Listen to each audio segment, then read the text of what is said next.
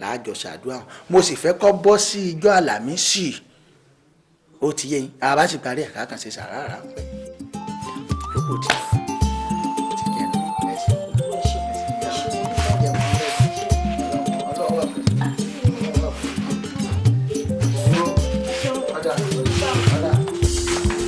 ibi orí bá ń gbé ní ire kẹsẹ̀ máa sin ní lọ́ọ̀dì iṣẹ́ mo bá ṣe bàbá bá mi fèrè sí jẹ́ kí n là kí n lówó lọ́wọ́ láyé mi o jẹ́ kí n là kí n lówó lọ́wọ́ ire ni mo yọ. I know I can have some. Come with me. ibi orí bá ń gbé ní ire kẹsẹ̀ máa sin ní lọ́ọ̀dì iṣẹ́ mo bá ṣe bàbá bá mi fèrè sí jẹ́ kí n là kí n lówó lọ́wọ́ láyé mi o.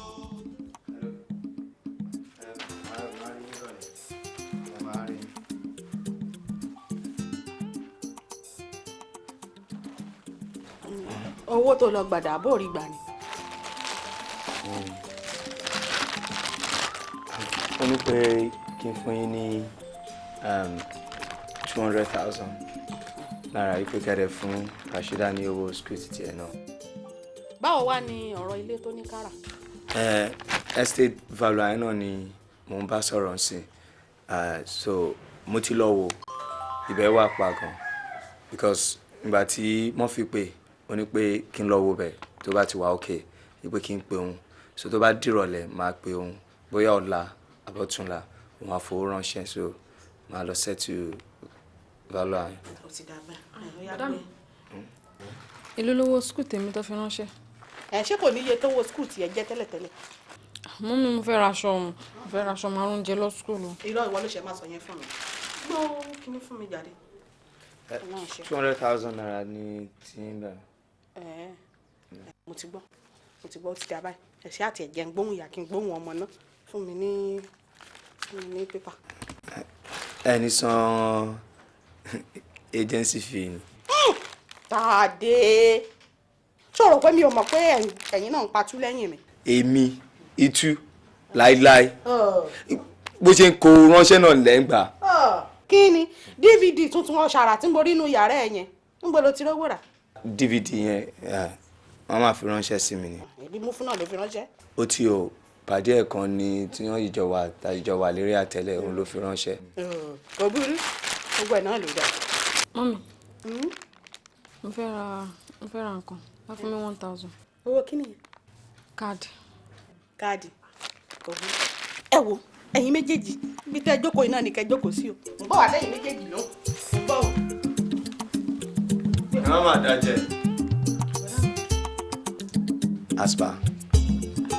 ṣáàtì gbogbo tí. má lọ gba tiẹ̀ lọ.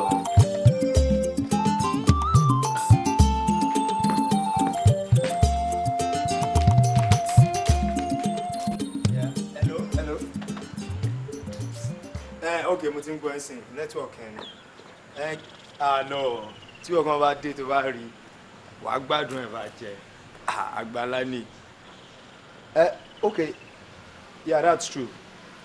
mo ti lọ rí clearing agent yẹn so mo ti bá sọ everything ó mú mi lọ sí Kútọ́nù so mo rí the forecast tó wá so ó ti fún mi ní àwọn papers yẹn everything wà lọ́wọ́ mi so tìbí tó dẹ̀ ló máa bá wọ̀ fún wa ìyẹn Báyọ̀lá máa lọ check it out and I believe everything is okay.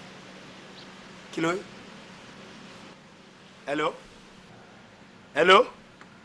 hello okay yeah mo ti ń gbọ́ ẹ̀sìn àwọn tí wharf táwọn yẹn bá ti dé màá gba àwọn papers yẹn lọ́wọ́ and everything.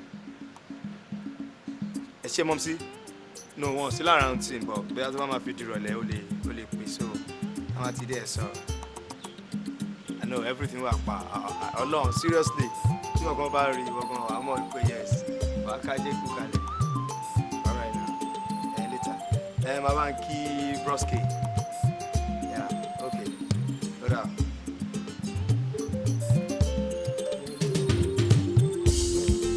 ibi orí bá ń gbé ní ire kẹsẹ̀ máa sin ní lọ́ọ̀dì iṣẹ́ mo bá ṣe bàbá bá mi fèrè sí jẹ́ kí n là kí n lówó lọ́wọ́ láàyè.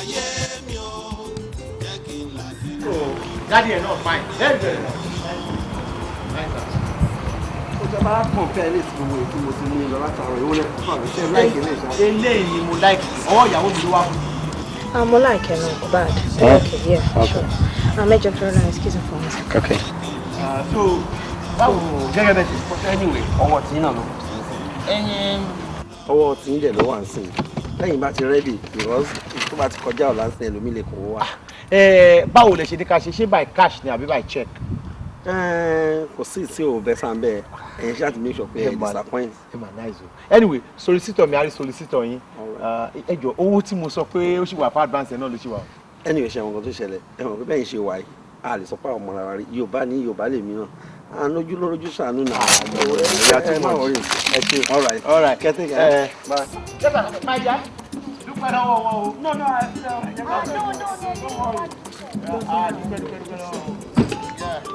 wọ́n ti gbáyé yẹn súnmọ́ wọn kó dúpẹ́ fún wọn.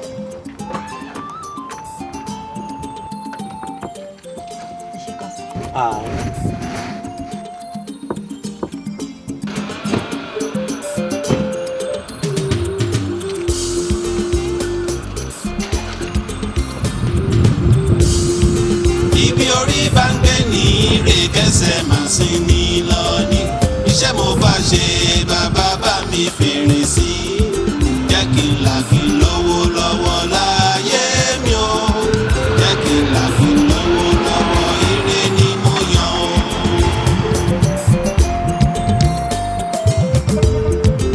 Ibi orí bá ń gbé ní ire kẹsẹ̀ máa sin ní lọ ní iṣẹ́ mo bá ṣe bàbá bá mi fèrè sí jẹ́ kí n là kí n lówó lọ́wọ́ láyé mi o jẹ́ kí n là kí n lówó lọ́wọ́ ire ni mo yàn o.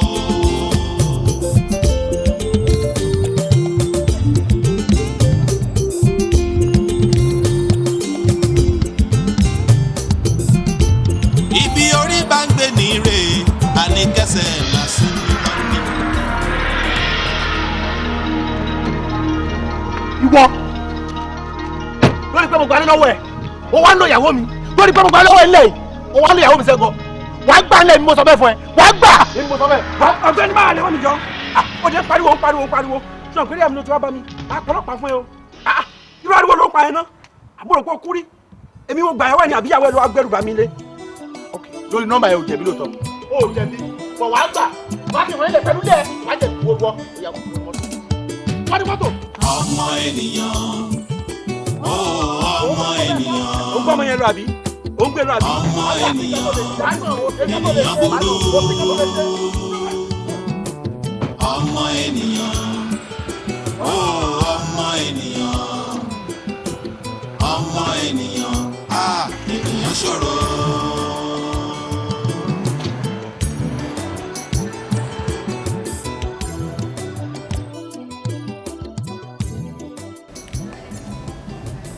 Ṣorí lẹ́mi tí a sọ fún ẹni pé o ò ní problem pẹ̀lú mi náà anyway but ṣorí ti fífẹ́ yẹn nìkan láwọn kan mú kó o bẹ̀ because mi ò lè parọ́ fún ẹ kò jọ ọlọ́run.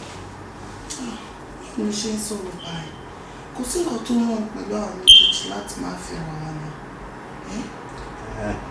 ìwọ rò pé kò sí nǹkan tó rọrùn àbí. kí ló rọrùn kí. òní mọ̀ pé nǹkan tó rọrùn wà. ó tọ́ ni náà sórí kí ní àwọn ojú ni ó kì í pọ̀ ọgọ́ dìde náà ní ó dìde. kí ló ṣe mí mo ní ìná ṣé mi ò dá tó mi. ó dá lọ́rùn obìnrin dáadáa. sọ kí wàá ní problem. no sórí kí ní máa fi kọ́kọ́ rẹ̀ àwa yé wọn náà ó yá èmi mò ń lọ ọkọ ẹ̀ ìwọ ìyàwó mi ṣé tú gé fọ̀ ṣá. no ọmọ ṣé tú yẹ gé fọ̀. kò mátà stature ò mátà ṣe stature mátà ni. ṣòrí ti mátà ẹ àìmọye ọ̀rọ̀ tí mo ti gbọ́ ń wòrò mi ò ní parọ́ fún ẹ̀ náà wọn ní àyè ẹ̀ ló ń gbé àwọn òtí ẹ̀rọ ti yé yìí wọ́n ṣòrí stature yóò yàtọ̀ síra wọn náà wò náà nígbà tí wọn náà wò ó ká má